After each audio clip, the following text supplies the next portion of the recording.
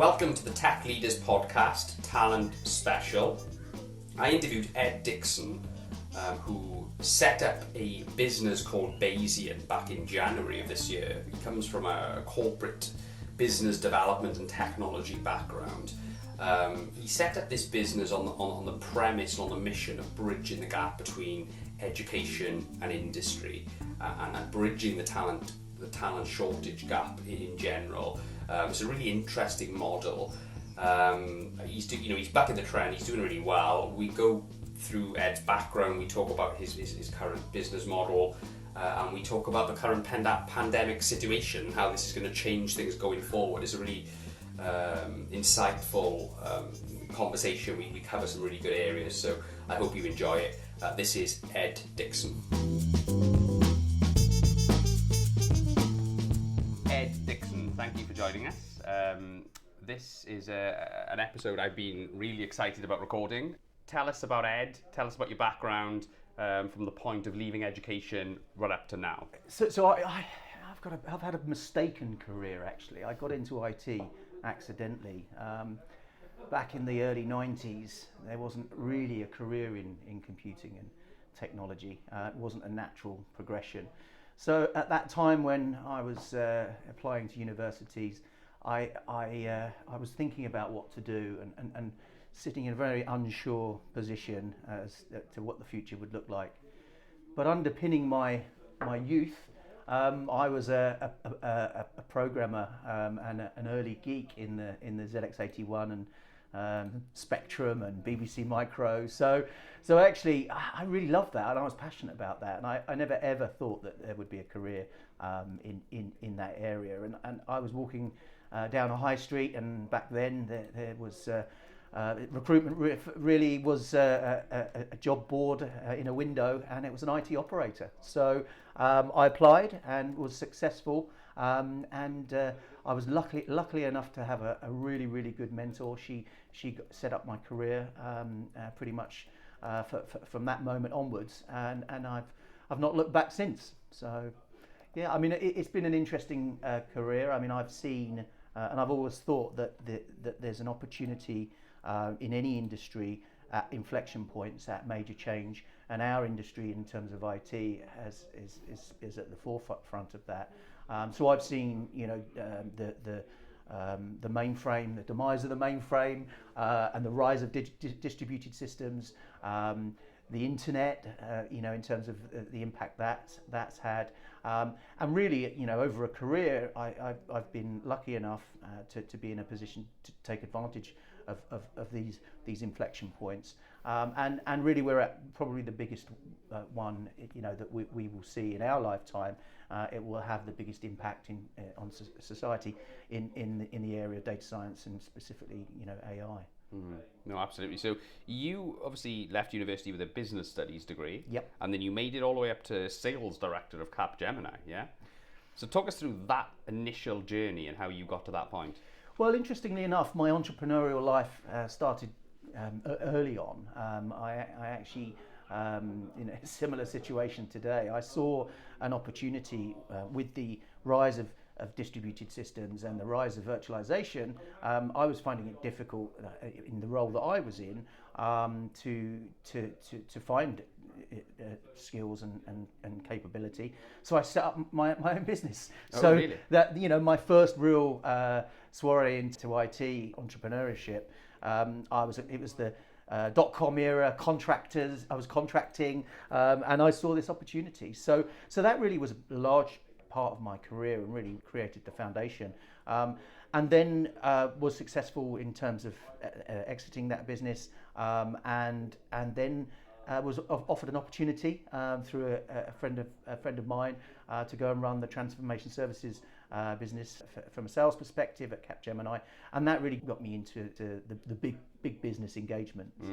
That must have been a bit of a culture shock, going from being your own boss to working for one of the biggest corporate IT companies, well, in Europe certainly. So yeah, absolutely. I think the interesting thing was the governance and the ability when you have your own business to make slight directional changes in your strategy is good. To be able to make decisions about investment, is easy. But when you're working on very, very large transactions that carry a significant cost to bid and win, and we were very successful there. You understand, and very quickly, it's a good mentorship there.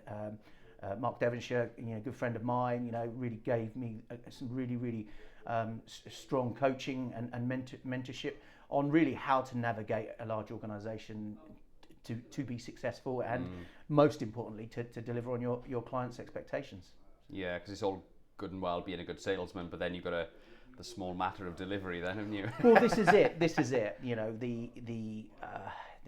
Creating a culture of a winning culture across a virtual team to be successful, but at the same time, deliver on KPIs of the organisation, and on numerous occasions, having the confidence to challenge the organisation to be successful. But absolutely, there's no real value in delivering an outcome for a client that isn't successful, doesn't meet the objectives, because you don't build a reputation doing that. No, you build yourself a reputation, but not a good one. Not a good one. So you had this sort of, I suppose it's like a entrepreneur's boot camp, really. You went in, this capitalism at the sharp end. You went in, you built a business, you had a good exit, you had a brilliant experience as in a corporate organisation. I think you had 2 spells at DXC thereafter. Talk us through the end of last year and what was going through your mind in terms of this new business venture. Yeah. You'd obviously done something similar before in your younger days or whatever. Yeah. You clearly wanted to go on a similar journey again. Yeah, absolutely. You clearly enjoyed it, and you needed to select the right area. Talk us through that. And I think I touched on earlier on in the identify an opportunity in the inflection points of change in our industry. And I was DXC, great organisation. Like many organisations of its size, it is also trying to transform to be able to deliver on the customer's digital transformation. And actually, when the industry is changing in that more and more organisations are insourcing, so they're bringing that digital transformation in-house. They're moving from single monolithic ITO contracts, so one contract, delivering all IT services to hundreds and in some case thousands of contracts. And programs are being delivered by organisations themselves, working with smaller organisations that bring innovation and agility. So actually, I experienced numerous occasions where, because of the rate of development, certainly in the area of data science and machine learning, and at the time, interesting enough, automation, there just wasn't, the skills just didn't exist. So actually, it's a leveler. Data science is a leveler. So, we're just as capable of delivering a project for an organisation or delivering skills into an organisation as some of the big boys. So I'm sitting there, struggling myself, and to really deliver on the objectives of my client. And as I say, data science, you can't train someone to be a data scientist who's had 10 years experience in Java. You can't just learn Python, you can't learn R, you can't learn the Spark stack, you can't learn that and be a data scientist. You need to have that advanced maths. So it's the classic Venn diagram of advanced mathematics, very, very strong coding, and that domain experience. Yeah. So looking at the challenges that I faced, in terms of and the opportunity that I saw, it became very clear that actually, there's a need, there is a demand. The skills gap in the area of AI and machine learning it could have GDP impact. The government has recently announced that they're investing hundreds of millions to train PhDs in AI, so that we can keep up as a country, as a nation. Yeah. So actually, it's a huge inflection point. And that's why we saw where we saw the opportunity. And you throw in things like freedom of movement and right to work, IR35. I don't know if you're familiar with IR35. So lots of organisations use contract staff and that as contractors. The tax implications around that are changing. So actually that is having a big impact for organisations. So I think we're at this inflection point where actually, if we're to do this, where are we going to find these resources, and where are organisations going to find these resources? So when you think about data science, we've got PhDs in seismology, in stats. We've got an astrophysicist. These are individuals that have been for the last 5-6 years working with huge data sets, creating data visualization from those. Programming in Python. At the sharp end of R and machine learning with R. And so actually the bit that they're missing is the vocational piece, but they're actually better suited than retraining your existing organizations. So actually we have these data scientists in their own right, and what we're doing is giving them that vocational coaching, giving them, preparing them for really, really strong projects, and ultimately setting them up to be successful. Our goal is to launch, accelerate, and support careers of individuals at the start of their career. I think the vocational coaching is really interesting because this is probably an amplified example of the kind of what you're doing is you're bridging the gap from academia into industry, aren't you? Absolutely. And I think that bridge is a lot longer than it should be. Do you see what I mean? And we see this all the time. As someone who tries to hire people who's been, for our company and obviously on behalf of other companies, there's, academia, university, education does not prepare people in the UK sufficiently for industry in many different vocational areas. Spot on. And that is an issue. Yeah. And I'm guessing that the part of your model is to bridge that gap, solve that problem. Absolutely. So, I just a question to bolt on to that. Then you've obviously selected data analytics, data science, data engineering as your segue into that market. What are your plans in terms of expanding into other talent-driven verticals, i.e., cybersecurity, application development, and others? Is that on the business plan? Interestingly enough, we're looking to double down on our focus and grow with the maturity of data science, machine learning, and then ultimately AI. We could position ourselves as being able to be all things and all people, starting at the sharp end of AI. But the reality is there's lots of organizations that are trying to industrialize the generation of insights. So getting the fundamentals of data science right, productionizing those insights through machine learning, that's the direction of travel for us. So we're going to go up the stack in terms of value rather than broaden out. I understand. But to your point about bridging the gap, I read something the other day. I think it was from the Open University, a study of over 250 organisations. That they 21% said that the individuals coming out of education were prepared for work. And so it's pretty shocking. And also it highlighted that graduates, 90% of them get employed. So that's really good. That's really positive. And we should understand why the 10%, and it may be their own choice.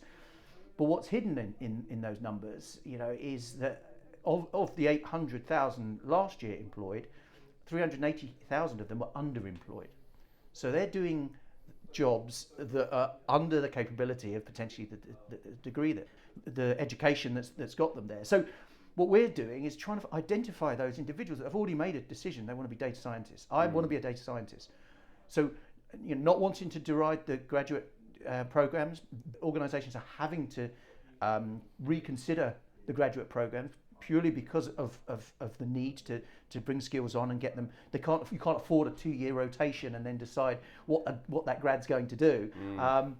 So actually, Bayezian is very, very, very, very, very focused on identifying those individuals that want to be data scientists and accelerating their career. And because we're starting at those at the early stage of their career, and not limited to, but the majority of them will be young people, but not limited to. Everyone grows up. So, our objective is that every 6 months they're going to write their job description. Every year they're going to write their job description. Because as the maturity of the industry and we evolve more and more into the world of machine learning and then in turn into AI, we're building the innovators and leaders today for that. So how do you facilitate that coaching and training then? Is that sort of through partners? So it's a great question. So one of the things that came out of some early conversations with some of my colleagues and friends was actually, I was very surprised about the number of people that were willing to get involved and help. So very quickly, and someone coined I'm happy to be an ambassador. So we have Bayezian ambassadors, anything from CIOs, CTOs, leaders of startups, agile methodology consultancies, lots of different individuals. I was talking to a lady this week who wants to get much more involved in women in the workplace. So the idea that she can come and engage. So actually, the in addition to structured coaching and structured training, so be that programming, that's easy to do. The coaching and the vocational piece will be a combination of learning, but also mentorship from the ambassadors. Yeah, I just want to latch on to something you said earlier on. You benefited from having obviously a very good mentor. I think this was absolutely quite early on in your career. First job. Yeah. Talk us through that experience and what you got from that. So it's interesting. I'm not sure whether Angela wanted to to be a mentor or. Sorry, do you want to name this person? Just Angela, yes. Yeah. Okay.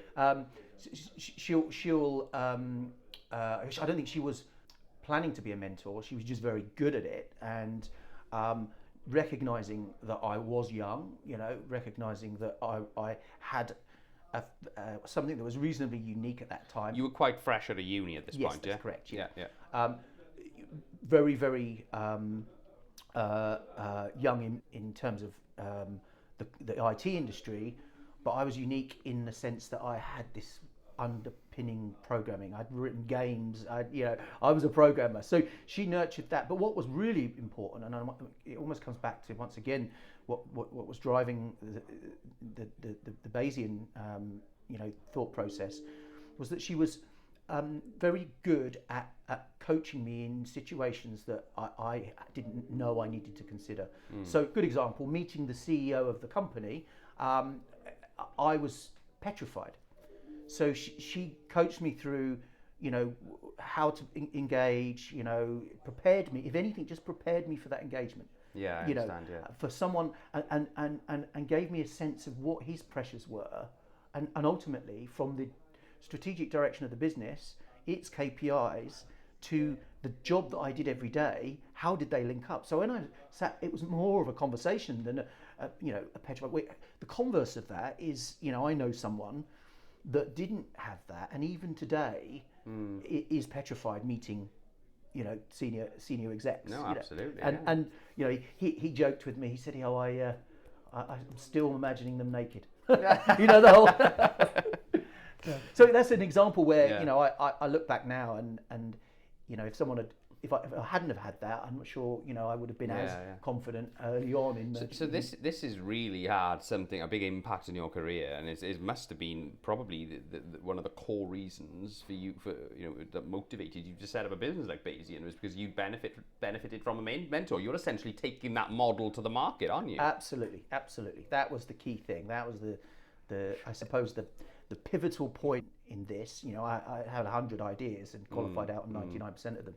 Was that there's an opportunity here to fundamentally fix a problem in terms of a skills gap, but do it with individuals that are sponges, they're willing to learn, and you're I want to look back in 5 years' time and look at the first cohort that have come through, and see them how they've developed, and actually help promote them to go and get another job, to go and push themselves harder. Yeah, absolutely. So if you were sort of, giving advice to maybe a young entrepreneur, okay, who's going on a similar journey to what you did back then,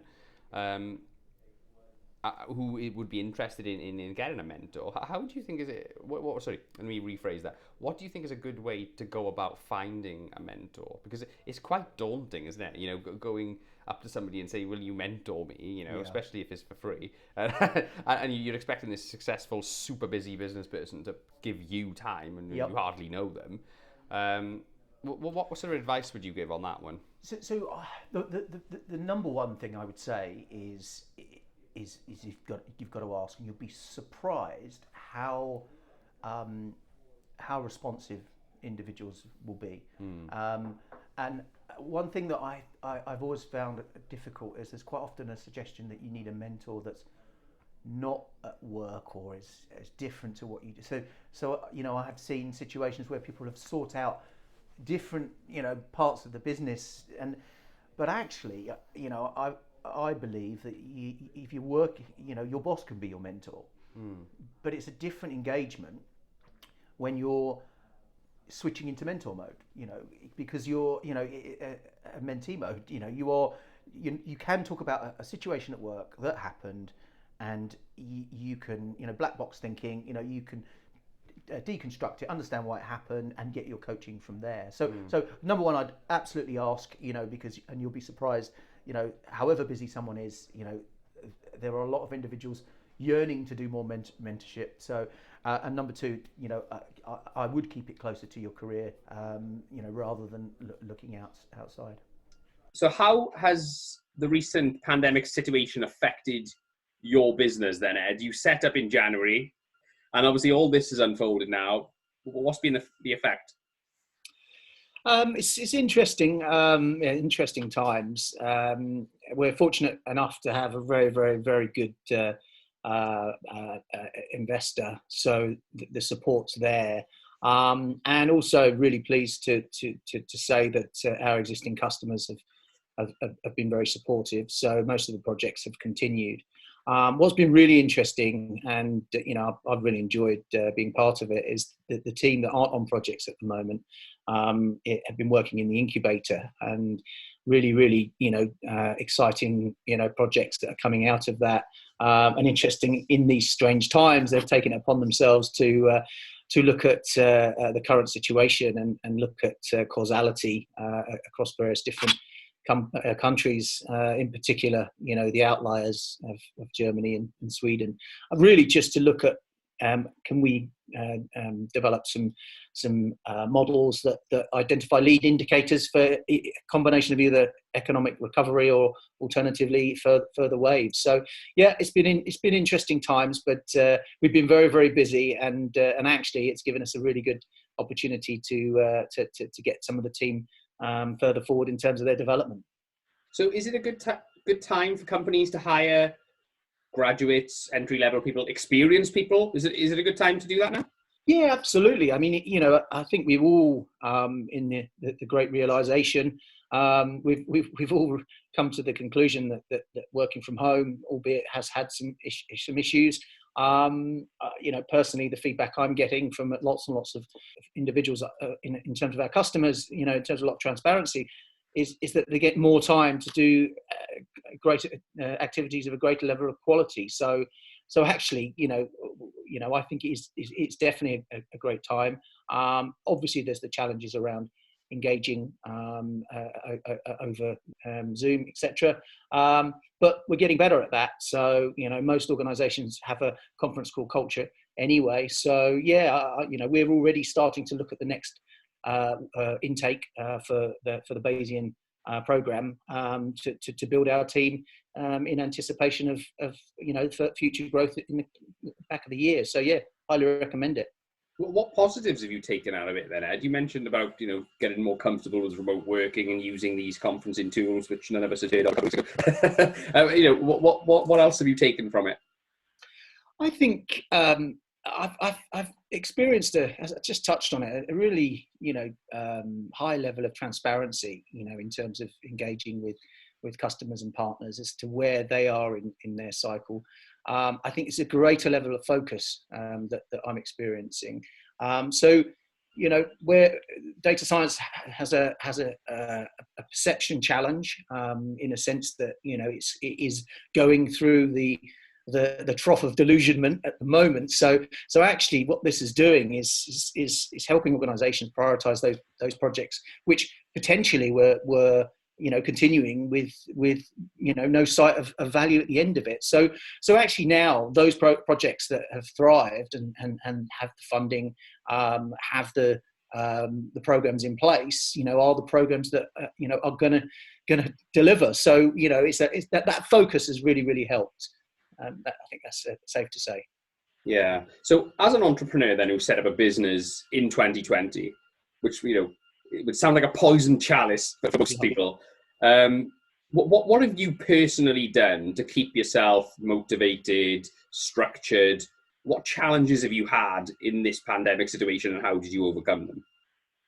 Yes, I mean, it is a strange time. Our when we were forming the business, the risk assessment, I got some really good feedback in terms of all the risks, but we did joke that this is one that's a global pandemic that you might not have on a risk assessment for a business plan. But personally, I've been doing a lot of reading, and really I've been writing a lot of content, and so that's taking your mind away from some of the day-to-day challenges. Been keeping fit, that's important. But the positives I'll take personally, is giving a greater level of time to activities, learning and reading. I think quite often, I've found that we're very busy. We're supporting our customers. We're identifying and working with new customers. You don't get that time to sit back and start to think. So our value proposition has lifted. We've identified areas where we've got a real strength in terms of the incubator to address some of the challenges around first mile of data science projects. So lots and lots of proof of concepts either don't get started because they don't have the resources, or fail because they don't have enough capacity and haven't been defined in the right way. And conversely of that, what we've learned is the last mile of a data science project, quite often they'll go from proof of concept to development and end up half in production and at high cost to serve. So the whole, introduction of machine learning and industrialization of data science has really come out, and that's been a positive for me, in terms of identifying areas of focus for the business. Brilliant. Okay. Well, yeah, I was listening to something recently, and it was an economist who was talking about how this situation is going to accelerate the inevitable. Do you see what I mean? So yes. Technological advancement, economic development, which was going to happen anyway, like, the high street struggling, remote working, automation, it's just going to get a bit quicker, yeah? Which I think feeds into your hands, Ed, doesn't it? In terms of what the company and the message you're trying to put out there. Absolutely. I think, unfortunately, organizations have far too many projects. And if you look back, when big cycles of change, take structural reform in banking, ring fence the UK bank, it was imposed on the banking industry, and it had all the focus. So as a result, many projects that may have been running didn't get the oxygen they needed. So I think this is forcing organizations to pick where they're going to put their investment, and it has to be in digital transformation, and it has to be shifting the needle towards automation, AI, machine learning, to support all initiatives that they're undertaking on behalf of their business and in turn their customers. Fantastic. Okay. What is the new normal? So, I was talking to someone at a very large technology company only this week, and one of the big ones, and they are not planning to turn their staff to offices until at least January. And so for me, I'm hearing stories like that. The new normal, we're getting into it. We've had the honeymoon period of lockdown, and potentially for those on furlough, now is the case. January is a long way away, and there's a lot that needs to get done. So the new normal for me, is how do we work in this manner? And every aspect of what we do. My wife runs an events company. Now you can imagine that events have been absolutely decimated. She's currently working with a very large tech company as well, and they're looking to create a virtual festival for later in the summer with multiple rooms and multiple themes. So the new normal is how to be creative. I read the other day, Darwin said it's not the intelligent individuals that survive. It's not the fittest. It's those that are able to adapt to change that survive. And I think that sums up the new normal. And you put that on LinkedIn as well. I think I liked it. Yes. This is something I wanted to ask you about, okay? Because this is something that I've thought about a lot, and something that obviously I'm quite involved with, being in recruitment, talking to businesses in terms of their talent strategy on a regular basis. How do you see higher education crossing over with vocational training and bridging the gap we talked about earlier on in the show? How do you see that evolving over the next couple of years? Because there's clearly something changing. There's lots of companies, who are doing a similar thing to you in different areas. We talked about Codebase earlier on, and a number of other ones like that. Code Club is another one I've heard of recently. Who obviously focused more on the coding side, but there's other things in cyber security and other areas. How do you think this is going to play out here? Yes, I touched on earlier that many organisations are rethinking the graduate programme. Yeah. And I think for that very reason, I touched on it. The idea of bringing an individual into an organisation, with high hopes to launch and accelerate their career, and they're off on a two-year rotation around, and I think organisations are having to rethink that programme.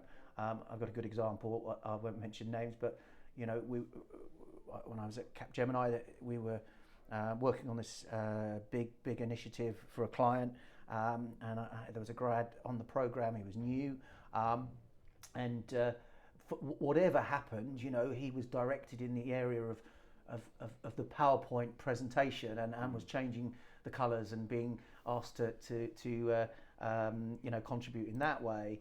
And this was for a financial services organisation, and quite a lot of it was about understanding the numbers and being able to articulate that.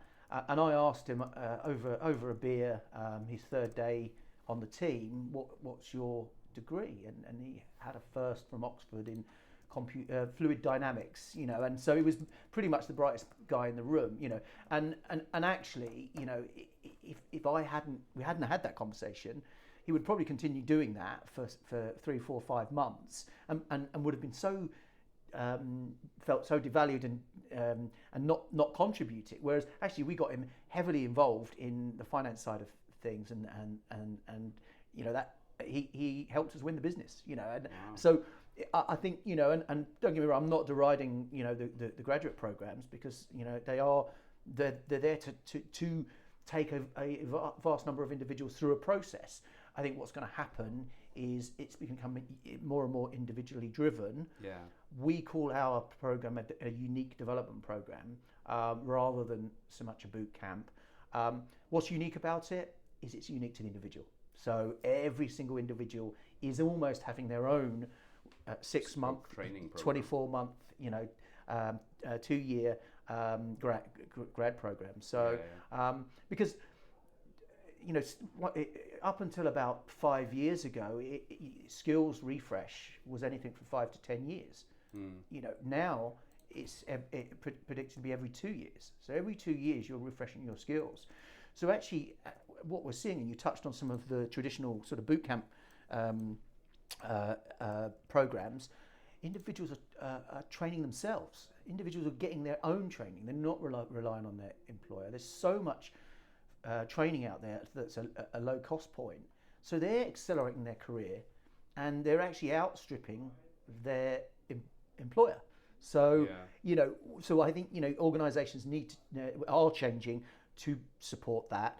And because individuals are getting that technical training quicker, they're challenging their organisations more.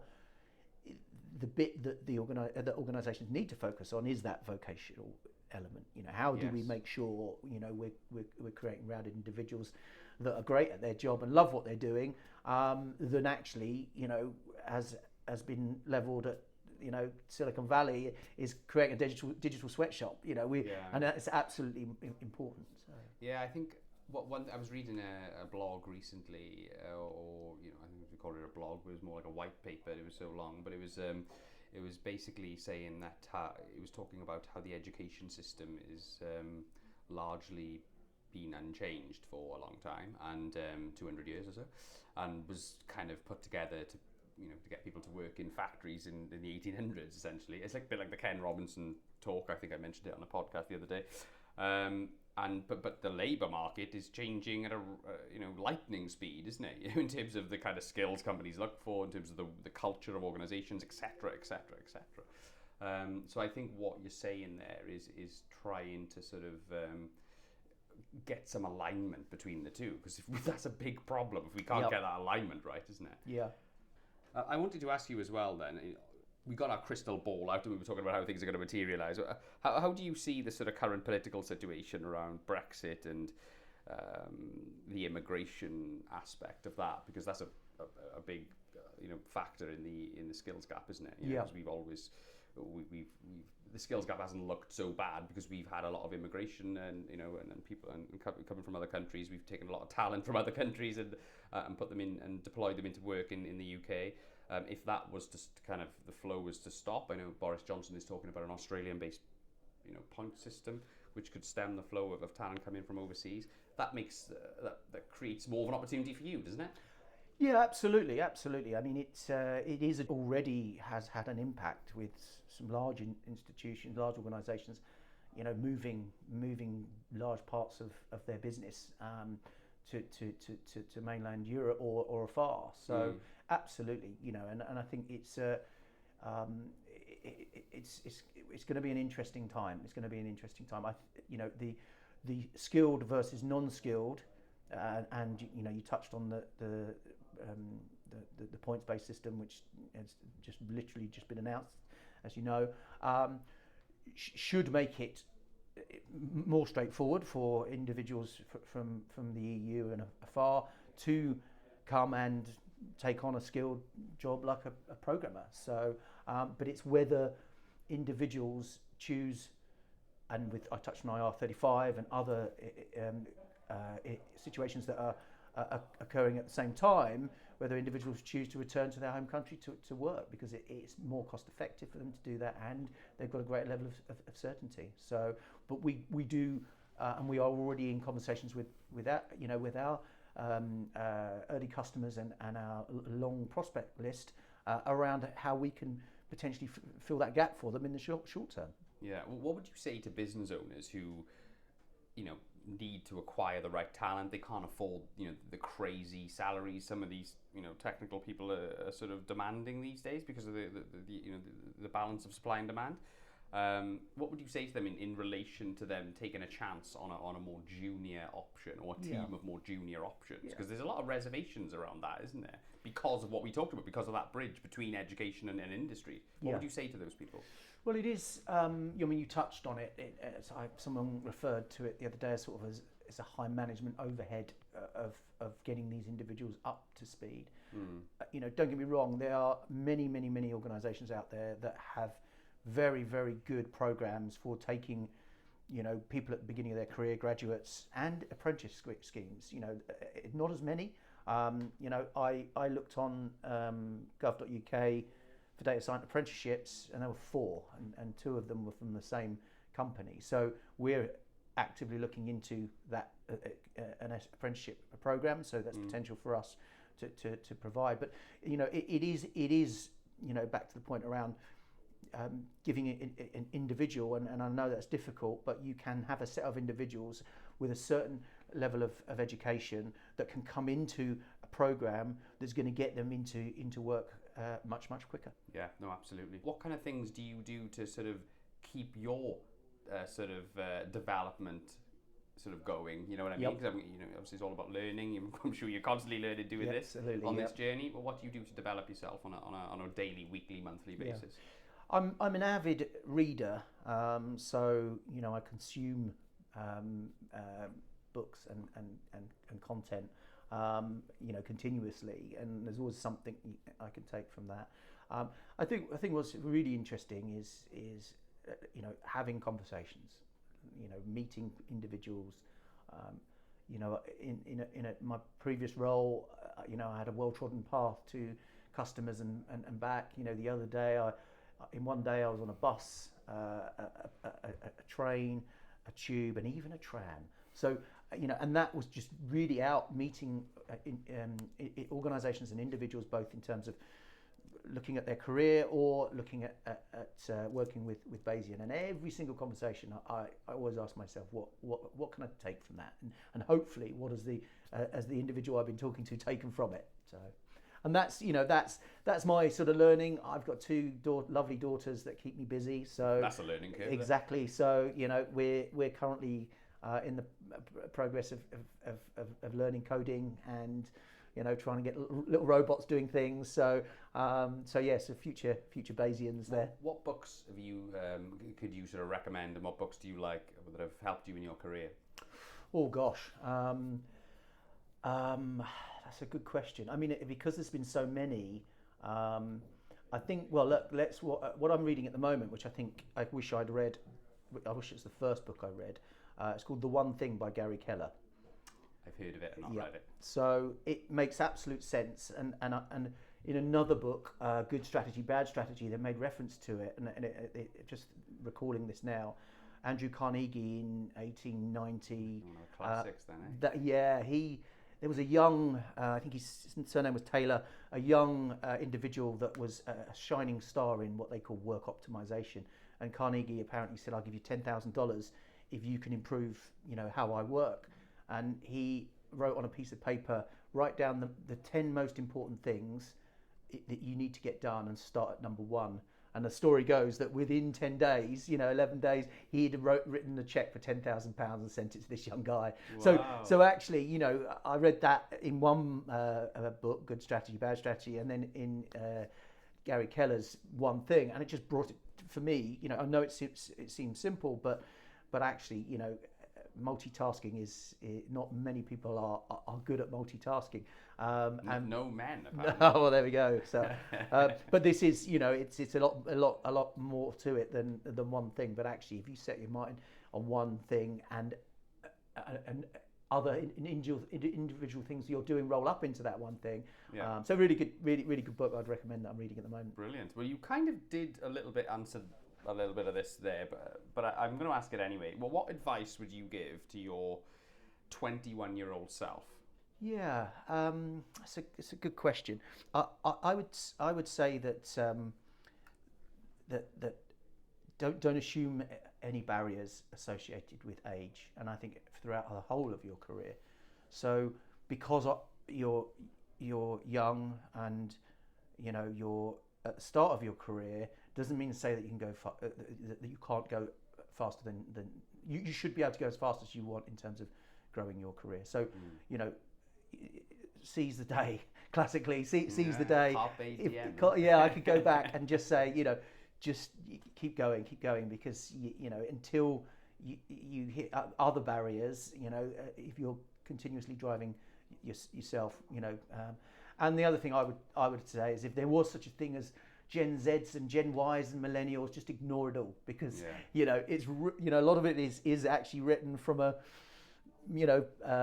completely different perspective. In my experience, in every individual young that I've met, there's a higher level of emotional IQ than you think, and a lot of maturity there. And so don't allow yourself to be put into a category. Be yourself, and as I say, go as fast as you can. It's about confidence, isn't it? Exactly. Yeah. And also the other one was when you're in meetings with senior execs, picture them naked. Yes. So, it sounds like you've got really excited about your model and can't wait to see how things materialize for you. Looks like you've got some really good plans. Where can people find your website? Where can they reach out to you? Yep, www.bayezian.com with a Z. Link in with me on LinkedIn, Ed Dixon. So, and I'm sure through this podcast there'll be an opportunity to connect. I'd love to have a conversation with anyone, in the field of data science and how they are looking to deliver on their data initiatives. Brilliant. Well, look, thanks for your time, Ed. That was a really enjoyable conversation. We really do appreciate it. Great stuff. And thanks for the opportunity. Thanks, Ed.